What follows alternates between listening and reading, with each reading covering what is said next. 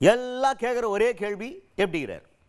ஒன்றும் நீங்கள் டென்ஷன் தான் வேண்டாம், அவர் நல்லாகிறார் அப்படின்னு சொல்லிட்டு ஒருத்தர் விளக்கம் கொடுத்துருக்கார். யார் அவர்? தமிழ்நாடு துணை முதல்வர் உதயநிதி ஸ்டாலின் அவர்கள்.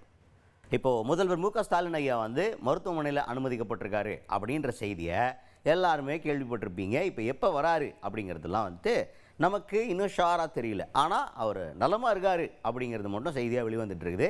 இதை இன்னும் நமக்கு உறுதிப்படுத்தும் விதமாக உதயநிதி ஸ்டாலின் அவர்களே முதல்வர் மு க ஸ்டாலின் ஐயாவை பற்றி பேசியிருக்காரு. என்ன பேசியிருக்காரு அப்படின்றத கேளு.